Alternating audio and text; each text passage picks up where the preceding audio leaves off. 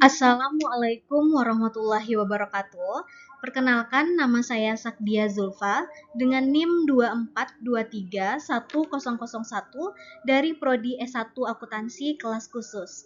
Di sini saya akan mempresentasikan tentang sebuah artikel yang berjudul Pengungkapan Manajemen Risiko Perusahaan dan CEO Karakteristik dengan Studi Empiris Perusahaan Go Publik di Indonesia.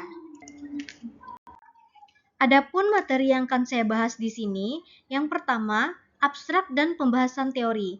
Yang kedua, tinjauan pustaka dan hipotesis. Yang ketiga, metodologi. Dan yang keempat, hasil dan analisis.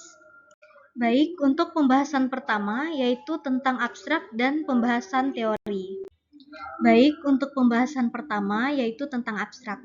Organisasi dapat menggunakan pengungkapan manajemen risiko perusahaan untuk berbagi informasi risiko keuangan dan non-keuangan dengan pemangku kepentingan eksternal. Chief Executive Officer atau CEO memiliki peran kunci dalam manajemen risiko perusahaan. Studi ini meneliti hubungan antara karakteristik CEO Indonesia dan pengungkapan manajemen risiko perusahaan.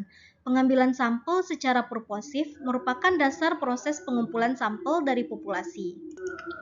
Penelitian ini dilakukan pada tahun 2020 dan terdiri dari 475 perusahaan non-keuangan Indonesia yang terdaftar di Bursa Efek Indonesia.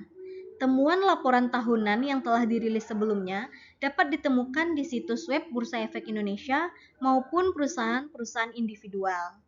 Temuan penelitian menunjukkan bahwa rasa percaya diri CEO yang berlebihan dan masa jabatan CEO mempengaruhi pengungkapan manajemen risiko perusahaan. Sementara, keahlian keuangan CEO dan gender CEO tidak mempengaruhi pengungkapan manajemen risiko perusahaan.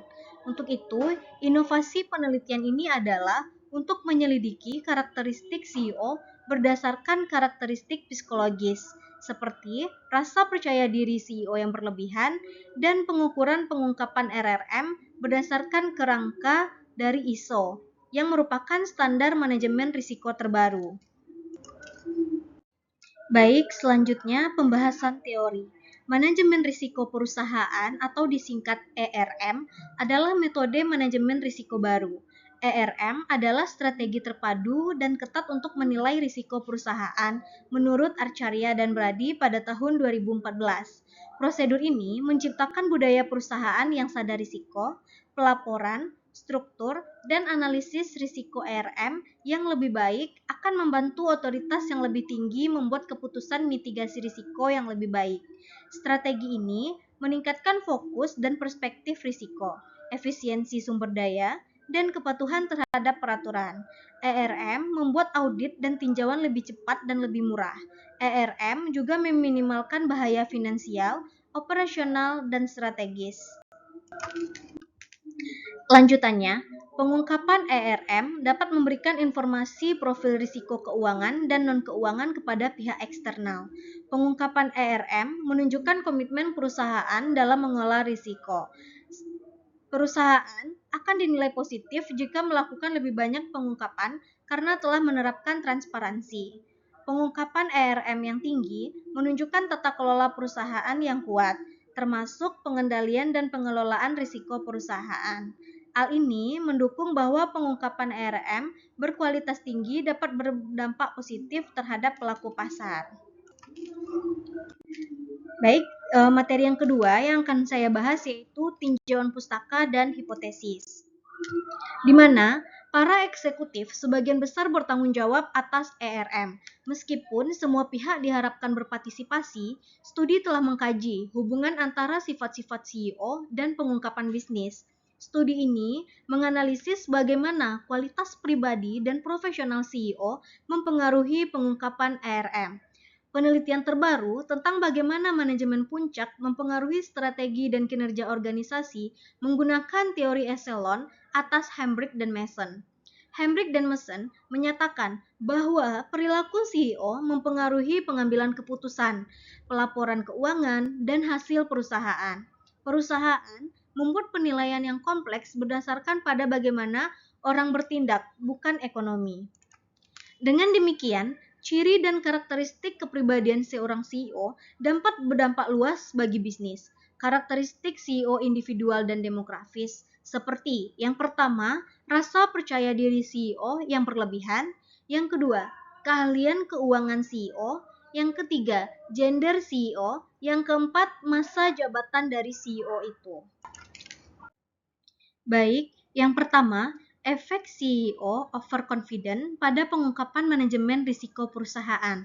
Overconfident adalah sifat dari kepribadian narsistik yang menganggap dirinya lebih unggul dari yang lain. Ini menurut literatur psikologi dan manajemen Chatterjee dan Hambrick pada tahun 2007.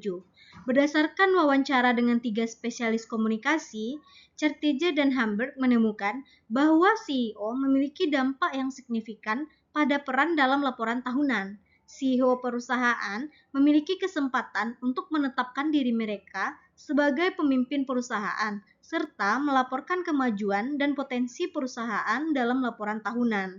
Yang kedua, pengaruh keahlian keuangan CEO terhadap pengungkapan manajemen risiko perusahaan.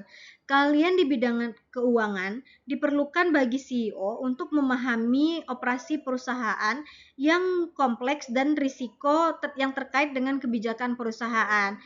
Tetapi terkadang CEO tidak memiliki keahlian keuangan yang memadai untuk mengidentifikasi dan mengendalikan paparan risiko. Oleh karena itu, keahlian keuangan dapat membuat CEO lebih efektif dan efisien dalam hal manajemen risiko. Selanjutnya yang ketiga, pengaruh gender CEO terhadap pengungkapan manajemen risiko perusahaan. CEO membuat keputusan yang mempengaruhi profitabilitas perusahaan. Dalam kebanyakan kasus, pria memiliki pengaruh yang lebih kuat daripada wanita. Menurut temuan Abad dan DKK, anggota Dewan Perempuan lebih reseptif untuk mendengar sudut pandang dan ide alternatif daripada rekan pria mereka.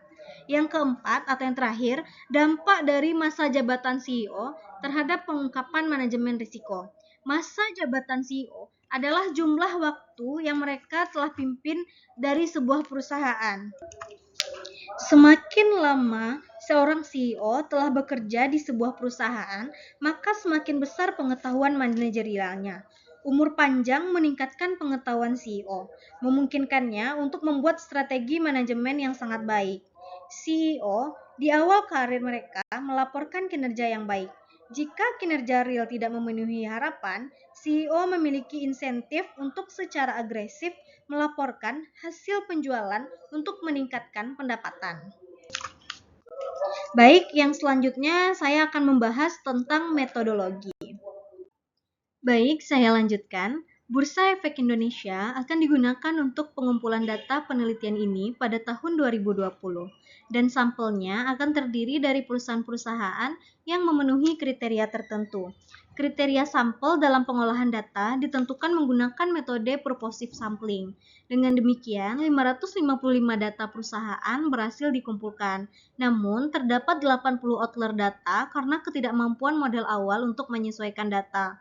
Oleh karena itu, hanya 475 perusahaan dibutuhkan untuk menyelesaikan penelitian ini.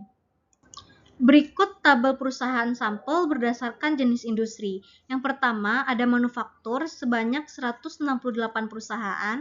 Selanjutnya, properti, real estate, dan konstruksi bangunan sebanyak 72 perusahaan. Yang ketiga, infrastruktur, utilitas, dan transportasi terdapat 57 perusahaan. Yang keempat, sektor perdagangan, jasa, dan investasi ada 100 perusahaan. Yang kelima, agrikultur, 21 perusahaan. Dan yang terakhir, pada sektor energi terdapat 57 perusahaan. Variabel dependen adalah pengungkapan ERM dan variabel independen dalam analisis ini adalah rasa percaya diri CEO yang berlebihan, keahlian keuangan CEO, jenis kelamin CEO, dan masa jabatan CEO. 4 variabel kontrol, ROA, DER, ukuran dan jenis industri, dimasukkan ke dalam model untuk meningkatkan kemampuan prediktifnya. Pengukuran variabel-variabel ini dapat dijelaskan pada tabel di samping. Penelitian ini menggunakan metode deskriptif dan kuantitatif terpadu. Pengujian hipotesis dilakukan berdasarkan model regresi linear berganda dengan mengumpulkan data yang sesuai menggunakan perangkat lunak analisis data. Baik, di sini saya akan menjelaskan tentang tabel pengukuran variabel. Ini ada variabelnya yaitu yang pertama bergantung, yang kedua mandiri, dan yang ketiga itu kontrol. Sedangkan deskripsi variabelnya ada pengungkapan ERM, CEO terlalu percaya diri, CEO keuangan keahlian, CEO gender, dan masa jabatan CEO. Kontrolnya yang pertama profitabilitas, yang kedua manfaat, ukuran perusahaan, dan yang terakhir jenis industri. Dan di sini sudah saya masukkan semuanya berdasarkan deskripsi dari variabel tersebut. Selanjutnya hasil dan analisis. Untuk menguji keempat hipotesis digunakan data penampang analisis regresi berganda. Studi ini menggunakan skor foto profil CEO dari laporan tahunan sebagai pengganti CEO overconfidence untuk menguji hipotesis pertama atau H1 dengan nilai P yang diketahui sebesar 0,0015 di mana nilai P besar dari 0,05 dan koefisien regresi sebesar 0,127800 masuk akal untuk menyimpulkan bahwa CEO overconfidence mempengaruhi pengungkapan ERM. Hipotesis H1 dapat diterima. Selanjutnya, hipotesis kedua atau saya singkat dengan H2 yang diwakili oleh variabel dummy menyatakan bahwa keberadaan CEO dengan pemahaman akuntansi atau keuangan mempengaruhi pengungkapan ERM dengan koefisien regresi minus 0,016383 dan nilai P sebesar 0,7932, di mana nilai P-nya itu lebih besar dari 0,05. Dapat disimpulkan bahwa keahlian keuangan CEO tidak berpengaruh pada pengungkapan ERM, di mana H2 ditolak. Yang ketiga, hipotesis ketiga menyatakan bahwa gender CEO mempengaruhi pengungkapan ERM dan diuji menggunakan variabel dummy kehadiran CEO perempuan karena koefisien regresi sebesar 0,050591 dan nilai P sebesar 0,6353, di mana nilai P besar dari 0,05 dapat disimpulkan bahwa jenis kelamin seorang CEO tidak berpengaruh terhadap pengungkapan ERM, di mana hasilnya adalah H3 tidak dapat diterima. Dan yang terakhir, dalam masa jabatan CEO digunakan sebagai proksi masa jabatan CEO untuk menganalisis hipotesis keempat. Masa jabatan CEO mempengaruhi pengungkapan ERM berdasarkan koefisien regresi, di mana minus 0,010747 dan nilai P yang diketahui sebesar 0,0008, di mana nilai P tersebut besar dari 0,05. Oleh karena itu, H4 dapat diterima. Dalam studi ini, keempat variabel kontrolnya adalah ROA, DER, ukuran perusahaan, dan jenis industri. Koefisien regresi untuk ROA adalah minus 0,065656 dan nilai signifikansinya adalah 0,0003 kecil dari 0,005. Profitabilitas berpengaruh negatif terhadap pengungkapan ERM. Perusahaan dengan pendapatan substansial berinvestasi secara agresif untuk melawan pengungkapan ESG. Baik, kesimpulan dari pembahasan artikel ini, studi ini menyelidiki karakteristik CEO dan pengungkapan manajemen risiko perusahaan di perusahaan-perusahaan go publik di Indonesia. Dan bukti empiris mendukung hipotesis bahwa karakteristik CEO mempengaruhi pengungkapan ERM. Penelitian ini berkontribusi pada teori eselon atas yang sebelumnya hanya berfokus pada variabel demografis. Baik, saya lanjutkan. Karena teori eselon atas didasarkan pada kepribadian dan karakteristik psikologis, pemilihan komponen CEO yang terlalu percaya diri merupakan kontribusi paling signifikan terhadap teori tersebut.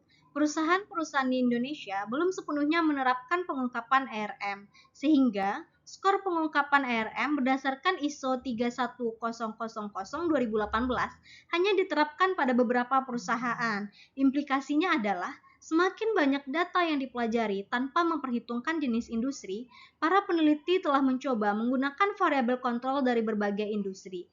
Pengungkapan manajemen risiko sesuai dengan standar ISO 31000/2018 harus diwajibkan oleh hukum di masa mendatang. Periode observasi perlu diperpanjang dalam penelitian mendatang dan lebih banyak karakteristik demografis dan psikologis CEO perlu diikutsertakan agar memberikan dampak yang lebih besar pada pengungkapan ARM. Baik, sekian yang dapat saya sampaikan. Mohon maaf apabila ada kesalahan. Saya akhiri, wabillahi taufik wal hidayah. Assalamualaikum warahmatullahi wabarakatuh.